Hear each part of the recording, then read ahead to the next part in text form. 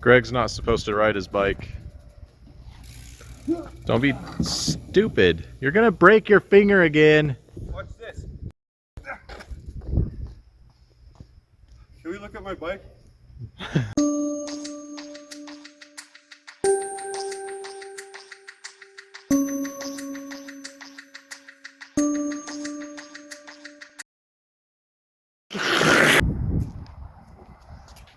Brian, fix my bike.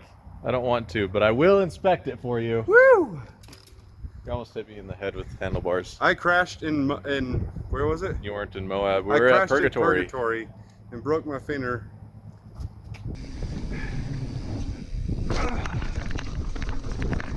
Holy sh**. Ow! My mountain bike is making a funny noise. It doesn't shift very well. The spokes, I think, are maybe loose. There's a tingling noise. After a crash, you need to inspect the bicycle before you go to ride it and find out you have major issues. I don't keep up on my service stuff, and I don't really take that great a care of things. I make Brian do it. One is I'm lazy. The other thing is I'm a better camera guy than you are, so... Who says I'm a bad camera guy? All over the internet. You're just getting my braces? The first step will be to wash it. Anytime you wash your bike, it's a great idea to inspect it as well. When you're done hosing it off, get your rags, your brushes, your cloths out, and you get into all the little nooks and crannies and the hard to reach places of your frame and other parts. While you're wiping it down, take a very close look at those areas, and also the areas that take the most abuse. If you know that you hit your bike in a specific spot, be sure to check that first. Do you know why you cleaned it? You told me to clean Oh it. yeah, it's because another grown man had to tell you to clean your toys. So we're looking for cracks and fractures in the paint, really, and that's on the carbon portion. If there is no obvious damage anywhere, it's important to look at the paint. If you find any fractures or cracks or chips, you may have a much bigger problem lying underneath. Brian found something. It's where you hit pretty hard, but I don't really see any. I think it's just in the paint. On aluminum or steel or titanium or any other metal that a bike can be made out of, it's important to closely inspect the weld points. These are areas that take a ton of stress and are often the first places to break down after a crash. It's making noises. I've described you the noises. There is I described it as a Jingling in the rear end, and also it doesn't shift well. What would you do? Where would you go? For the gear issue, I would go check out your derailleur, make sure the derailleur hanger is straight, make sure all the cassette gears are in line with one another and none of them have gotten bent over. I have a tendency to bang my hangers a lot, so... Because you throw them on the ground when you get angry. I do not. I don't get angry. The hanger alignment tool from Park Tools is awesome. It's very easy to use and takes only minutes to get the hanger alignment good. I recommend getting your hands on one and taking 5 minutes or so to learn how to use it. It's bent, huh? It is not bad though. Before the crash, you were still having issues with this derailleur, right? Yes, so that derailleur has been going bad for a long time. There's nothing we can really do about the derailleur except for get a new one, I'm told. So next is probably checking if the wheel is true? Yeah, let's check the wheel. Oh wow, that's terrible. Does it look pretty nasty? It's pretty bad. I have built wheels in the past for dirt bikes and bicycles. I think I might take this into Pedal the Peaks and have them just true it up really, really finely, yeah? And the shop does it all the time, so they can do it quickly. Yeah. It's not terrible. You can still ride it for a bit. But take it to the shop. Take it to the shop. The other thing I have tended to do in the past is bend individual teeth.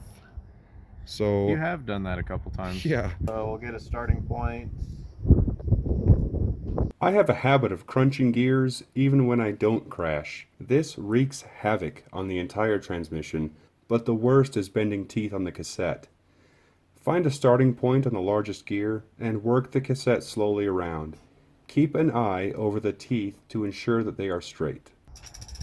But hold on, did you see this? shift. There is a weird hissing, rubbing noise coming from the front end, Brian. 1, 2, 3. Yep. You can hear that ticking as well, but there's a more constant sound. So that's your caliper, and that's a quick fix. What do you mean? What that means is that your rotor is rubbing on one of the brake pads. Okay. If you have a rubbing noise in your brakes or you feel them dragging, this is a great first step that is quick and easy to try yourself. Loosen the caliper mounting bolts just enough for the caliper to wobble a bit. With one hand, pull the brake lever to compress the brakes and hold it there. With the other hand, tighten the bolts back up.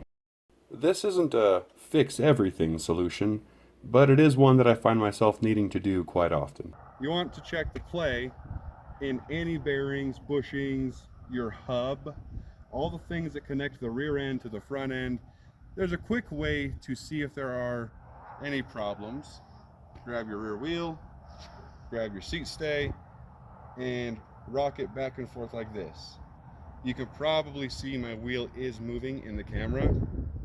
That is not indicative of there being a problem. What I'm feeling for is a knock, knock, knock, knock, knock. If that makes any sense. That makes a lot of sense. Knock, Knock, knock, knock, knock. Who's there? It's me. Oh. Then you got cranks. Try to rock your cranks away from the frame and into the frame. And If you can feel any kind of play there. Knock, knock, knock, knock. You got a problem. These feel fine. To check for play in the headset bearings, first hold the front brake so the wheel won't move. Then wrap a finger around the top of the steerer tube and the top bearing cap both at the same time. With the front brake engaged, rock the bike front to back. You will know there's a problem if you feel the bearing cap sliding along the frame, or you can feel a knock. Everything feels good from front to back.